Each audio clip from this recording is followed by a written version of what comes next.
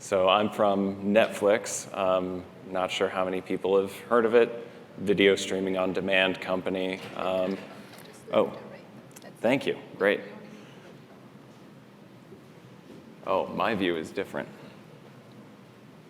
All right. I'm here to talk about Apache Iceberg. I work on Netflix's big data compute team.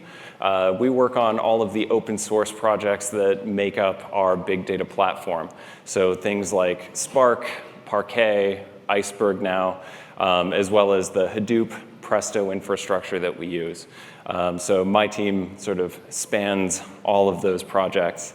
And I've actually contributed myself to quite a few of them. I'm a Parquet committer, Avro committer, and Spark committer as well. Which means I've probably littered bugs into most of the code that you guys use, so sorry about that.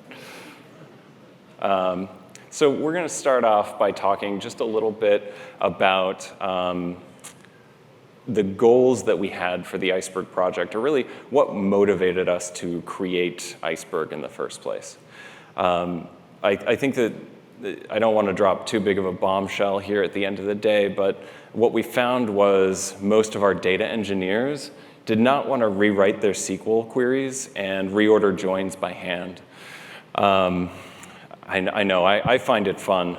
They also didn't really want to tune their Parquet files. They didn't like going in and figuring out what block size to use or what dictionary page size is best for their data. They largely wanted to work on, strangely enough, getting new data sets in to satisfy their customers, and they wanted our platform to just work and continue getting better. And it was really kind of strange, but we decided to just run with it. And we set some goals for like the next 5 years, and this was a couple years ago, for where do we see our platform going? And really what we came to were a lot of pretty high-level initiatives for saving data engineers a lot of their time. Because again, on the one hand, they don't really care about join reordering unless it's slowing down their pipelines. And we're the ones on the data platform side that care about efficiency. They also don't really want to go sort their data and prepare it for the next level in the pipeline unless they absolutely have to. So we came up with, the direction of our data platform is that we should make all of those things more automatic, easier, and just speed up and make things better transparently, ideally without any interaction from our data engineers. But a problem at the time was that we were playing essentially whack-a-mole with this cobbled together architecture that is Hadoop and Presto and all of the other projects that make up the data warehouse. So we had unsafe operations just everywhere. If you're writing to Hive tables, chances are if you're writing to multiple partitions at once, that's not an atomic operation. In fact, you might, if you're overwriting a partition, you might delete a whole bunch of data and then hopefully replace it. There are just edge cases and sharp corners everywhere in these systems. Even something as simple as renaming a column is not a safe operation. It works in some systems, but if you rename like a CSV column, everyone's happy. If you rename a Parquet column, chances are you just broke a whole bunch of stuff. And then you have to detect it, come to us, and we say, oh yeah, you can't rename columns. And then you have to go fix it and backfill data, and it's an endless, really terrible process. We also are dealing with the fact that running natively on an object store like S3 causes a lot of major headaches. A lot of them we've solved, but when we solve one problem, it causes another. So we got atomic commits through our S3 committers, but then what we ended up with was not being able to actually append data across partitions in our tables, which was a very surprising behavior for our users. Then we also have endless scale challenges. So what we decided to do was take a step back and look at both these long-term challenges as well as the whack-a-mole problem. Sorry, I went back a slide. You don't have to, you don't have to take pictures.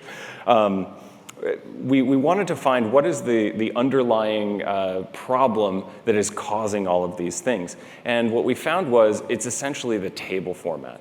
The main problems with working with an object store are that we do things like list files and directories and rename things in order to keep files out of those directory listings and on and on. And we found out that the table format itself was the bottleneck and what was causing all these problems and preventing us from building the data platform that we think we're going to need. So that brings us to Iceberg. Well, what is Iceberg? It's a scalable data format for tables that has basically a lot of best practices built in. And those best practices come from lots of smarter people that figured out long ago in database land that you don't track columns either by position or by name. You use a unique ID, right? So that you can have safe schema evolution with no side effects. If I rename a column, it actually gets renamed instead of changing the data in that column or only reading nulls. So what do I mean by format when I'm talking about a table format? That's kind of a weird thing, and most people think of a Parquet table or an Avro table or an Orc table. Why am I talking about a format here? Well, what I'm talking about is really a table format. This is how do we manage a collection of files as this higher level abstraction we call a table. Now, most of the time we do it implicitly with Hive tables. So a good way of thinking about what a table format is and what we can do with a table format is to compare it to file formats. A file format really helps you track and modify or ignore a lot of data that's already in a file. So Parquet is a columnar file format. And because we organize the data in big chunks of columns, you can read individual columns from the file seeking without reading all the other data that you don't need, right? Table formats are similar. How do we figure out which files we need from this table and ignore the rest of the files? Well, let's see how Hive tables do that. So the key idea behind a Hive table is to simply organize all of our data into a directory tree structure. I'm sure you guys have all seen this in your data warehouses or data lakes, I think is the current term. So Hive organizes all the data files in a directory tree. And that way, when I say, I want 2018, looks like May 13th, 7 p.m., I can go to that directory and list it, figure out what files are in that partition, and then just read those files, allowing me to ignore all the rest of the files in hour 18 or hour 20. And then this causes some problems. So what we end up with is we have to go list all the directories to figure out what days are there, and then we have to list directories to figure out what hours are there, and then we have to list directories to figure out what files are there. And we thought, that's too much directory listing. So what we're going to do is we're going to put half of this in a database. So we'll take all the directories themselves, stick that in a database we'll call the Metastore, and then we'll just go and list all of the directories that are leaves in this tree structure. Now, this is pretty much the state of the art when it comes to the Hive table format. That's it. We can go figure out what directories exist, go list those directories, and then read all the data from all the files in those directories. Then we can use file formats, and it's great that we can use Parquet to skip row groups and things like that. But as a table format, this is basically state of the art. But I would argue that this is actually much more like CSV is to a file format as the Hive table format is to table formats. Because there's a lot that we're doing here that, this is just a very primitive, very difficult to work with structure, and it doesn't help us in a number of ways that it actually should. So first of all, if we look at problems with this, we're keeping state in two places. We're keeping state in a metastore, which keeps track of all our partitions. Then we're also keeping state in a file system. And we can't either, it's difficult to parallelize all these file system operations. We might have to list 1,000 directories to figure out all of the files that we need to read for a single query. And we also can't actually do more intelligent things. So we can't get atomic commits if we have to make 1,000 files in our table live at the exact same moment. So this is the key insight behind why we thought we needed to make a new table format. This is just too primitive for us to even get atomicity when we're writing to these tables, so we need something better. That something better is what we hope will be Iceberg. But before we introduce Iceberg, I want to talk just a little bit about what Hive did really right. If you've seen my talks on Iceberg before, I didn't used to do this, but it's all about what Iceberg does right. But I think it's really beneficial to take a minute and realize what Hive did right. We're talking about Hive right now because Hive tables are simple, easy to understand, and ubiquitous. Because they were so simple, everyone said, oh, we can integrate that into our system. So what we have is support in all sorts of tools like Spark, Hive, Presto. You name the query engine, it probably supports this table format. And that's a really good thing, because what we've done is we've created this common layer of at-rest data that we all know how to work with. Then we also have additional tools for putting data into that format. So things like NiFi, Scoop, Hoodie to a certain extent, Flume, all of these other tools, they work because everything has this lowest common denominator of the Hive table format. So it's a lot like CSV as a table format. It's primitive, it can be improved upon, but it's so ubiquitous that we don't want to lose that, that common layer, the at-rest layer where everything can work together.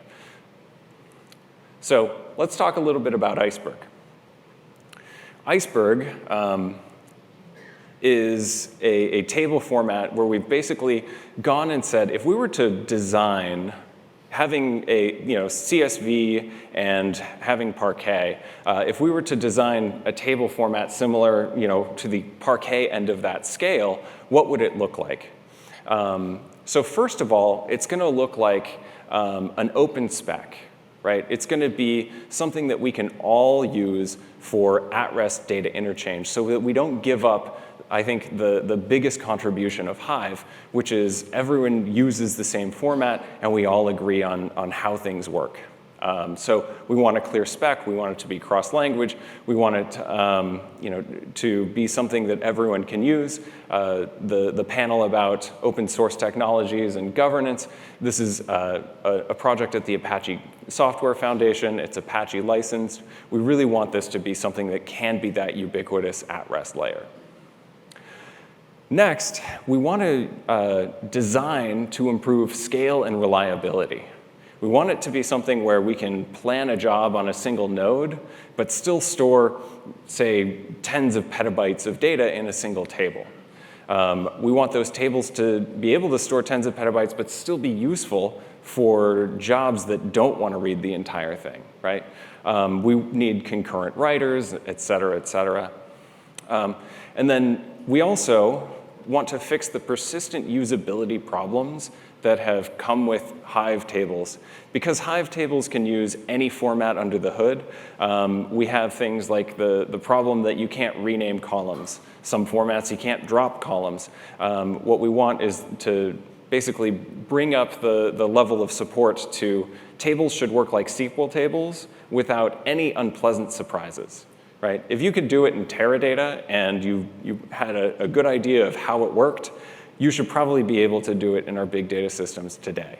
Unfortunately, that hasn't been the case, but that's what we're doing with Iceberg.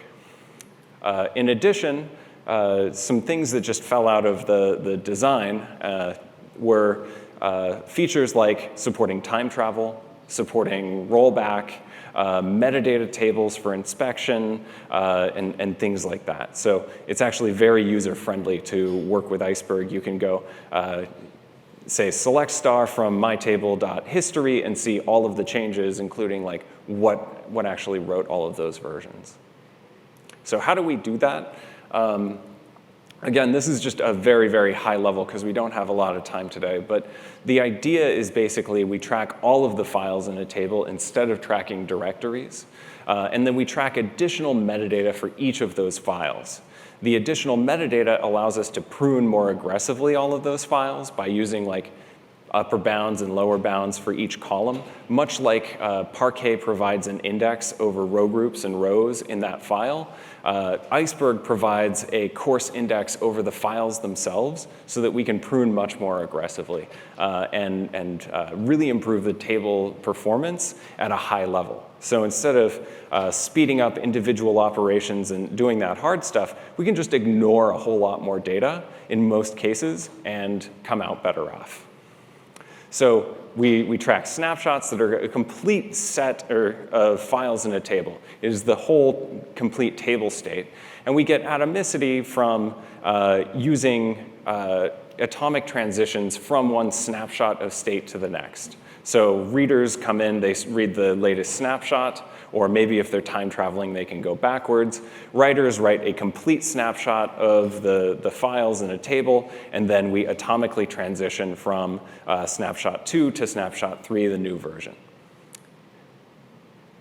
In reality, it's quite a bit more complicated than that, because if we did that, it would be incredibly slow on writes because you'd be rewriting the entire table state all the time. We don't have time to go into details, really, but just be aware that it works. We have essentially reuse across these versions, and we've got pretty good performance out of this so far, at least at Netflix.